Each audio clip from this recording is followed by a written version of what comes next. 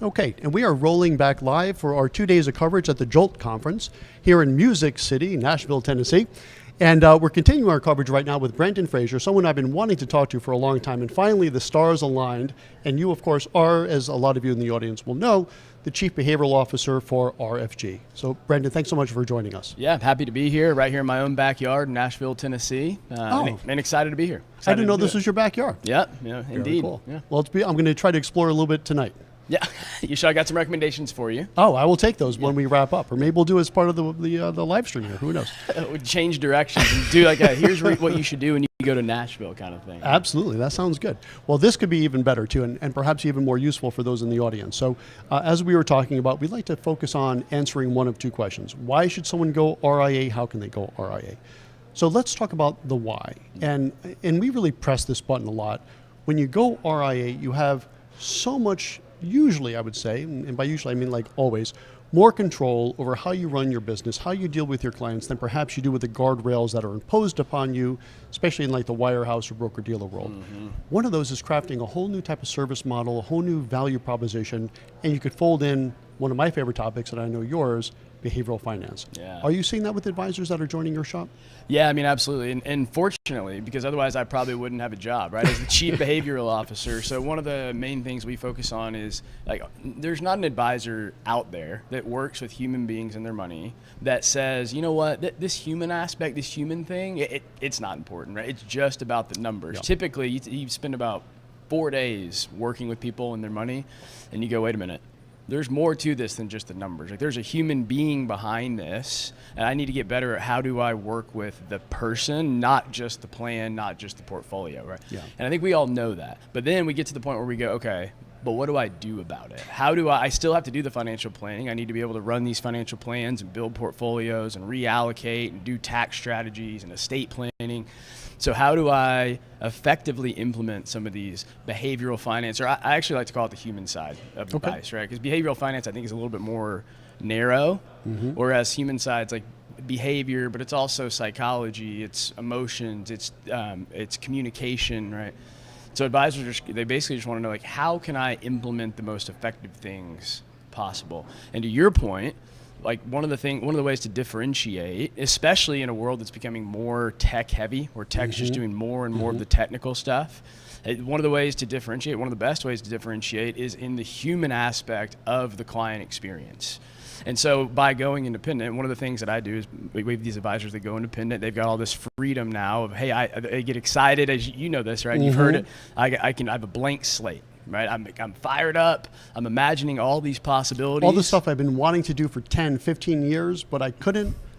Now I can. Now I can, but I can't do it all at once. Right. And I don't want to get overwhelmed. I don't want to take on too much. And so I'm there to kind of help think through and design, based on what you want to do, how can you embed the human element into your existing processes and systems and tools and whatever it is that you're using. And so we're big on technology as well, right? So our technology guy, Jordan Hutchison, he and I work closely on how do we make sure our technology is integrated and incorporates these things as well.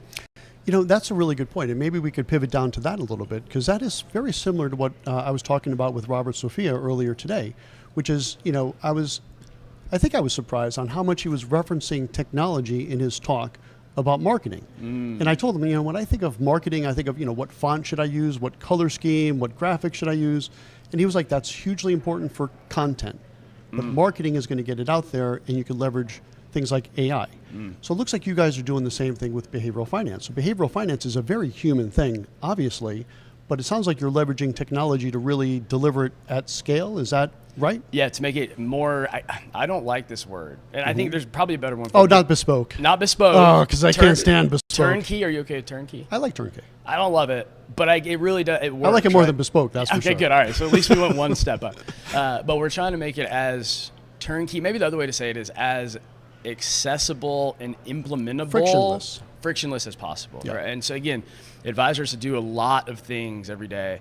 They're meeting with clients, they're running a business, they're doing financial planning. And so they want this human element embedded, but they need to know how. So we're taking part of the lift off of their plate and saying, hey, let's build this into our systems as much as we can. Now, here's the thing though. Usually when it comes to how do I do this, there's skills and then there's systems. So you have to have the skills first to know how to best implement the system. So before you can utilize our technology that let's put it this way. So one of the things we're doing is we're teaching our meeting note taker to listen for the things that are like emotionally important to somebody. And then when it sends a recap email, it'll highlight and say, hey, these are the things that we heard you say in your own words that you don't say this, but it's picking up on the emotion behind it. Really? And so that part gets automated. So when it comes to, they send the post-meeting email wrap-up, and it's designed to intentionally focus on not just, it's recapping the meeting, but it's going to pull out those things that are more emotional, the things that stuck out or truly were resonating with clients. Now, in order to get that, you have to have the skill set required to get this person to open up to you and feel safe and comfortable enough to talk about these things, right? Like I can't. So, for example, let's say somebody says, "Hey, I had here's an example from the other day.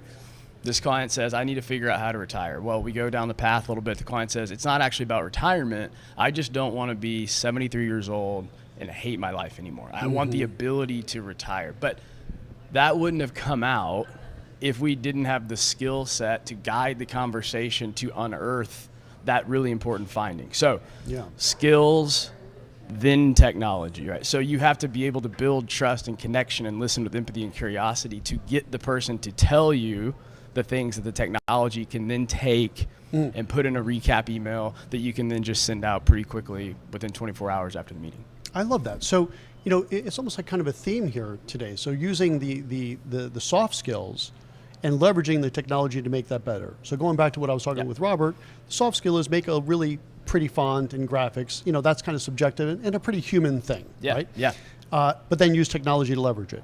In your situation, you need the soft skills, the human skills, to get the information from that client, and then using technology to leverage it. I really like that analogy. In fact, it's very similar. That's exactly right. One of the other things that we're doing, and in fact, one of the big reasons why I wanted to join RFG, not just because I think we're blazing the trail as far as the industry goes in terms of this position. Nobody knows what a chief behavioral officer is, right? I mean, like even my friends, when I hang out, they're like, "What do you do?" I tell them, and they're like, "What does that mean?" It's like, don't worry about it. Let's talk about something else, right? But so this is new and it's different. So we're kind of like blazing the trail, trying to figure out what does this role look like within a financial advisory firm. And so one of the other things that was appealing, because I've been fortunate enough to work with a lot of RIAs around the country.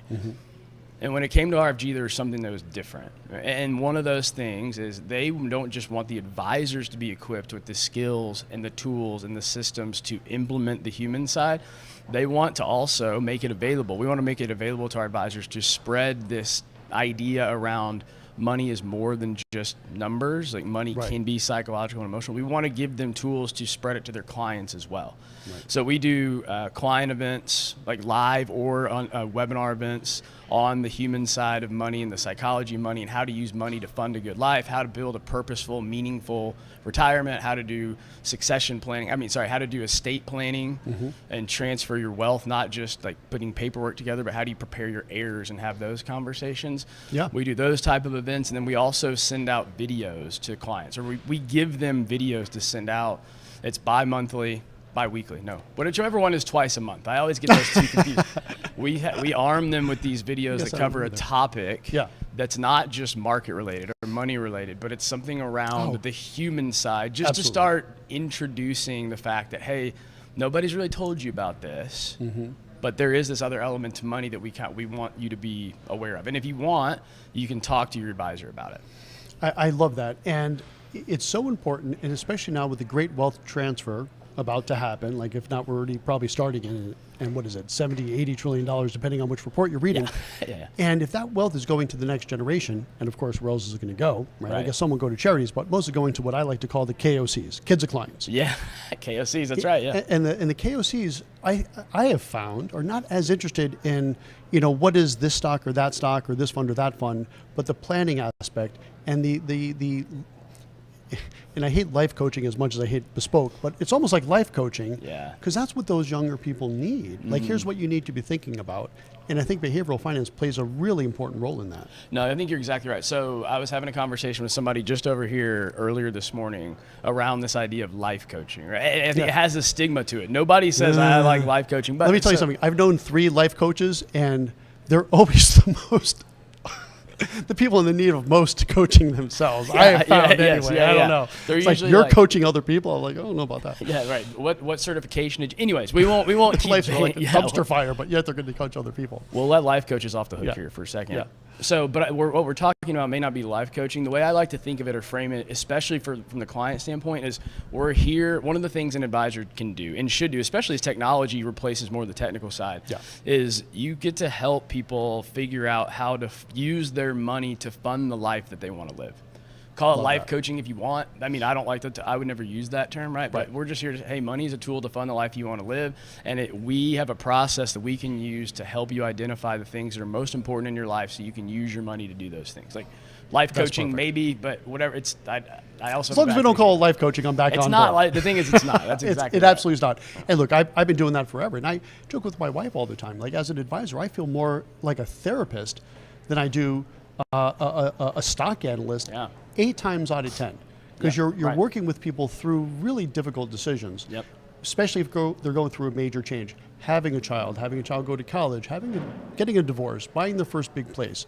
Right. You know, there's certainly the numbers to that, but there's a lot of behavioral finance that needs to be weaved into that if you want to do your job properly and if you want to retain those clients. Yeah, that's exactly right. And so it's funny you say that. Because literally, whenever people ask, like, oh, how did you get this job that you guys created, like chief behavioral officer, where'd that come from? And so I started on this journey about 6 years ago where I was more fascinated in like the people side than I was the numbers. Like I wanted to know more about why people did what they do than I did the Tax Cuts and Jobs Act, just kind of how my mind works. And I came to it because I would meet with advisors around the country and they would all say what you just said. I feel like more of a therapist than an advisor. It's true. I wish I had a degree in psychology rather than a degree in finance, right? And like not actually, but you're like, I basically what the underlying message is I need a different skill set that I wasn't equipped or trained for. So I would start asking, okay, if that's the case, what do you do about it? Right. And so like, if you're like most people, you're like, well, I read a book. Or I've just kind of like tried to figure it out as I go. And so in my mind, I went, that doesn't seem good enough, right? Like we have trainings for these other things. There has to be a way to better equip advisors to do what we all know is an important element of the client relationship and an important element of this business. This trust is the foundation of success in advice, right? And that comes down to not anything you're going to learn in the CFP. It's a human skill set, right? And so I just kept thinking like we've got to have a better way to do this than somebody just saying, oh, I read a book.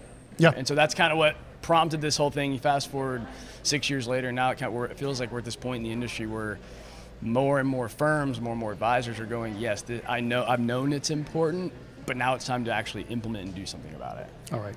Well, I tell you what, that's a great place to put a pin in it for today, and I appreciate you taking some time to do that. Yeah, thank you for having me. Thank you, Brendan, so much.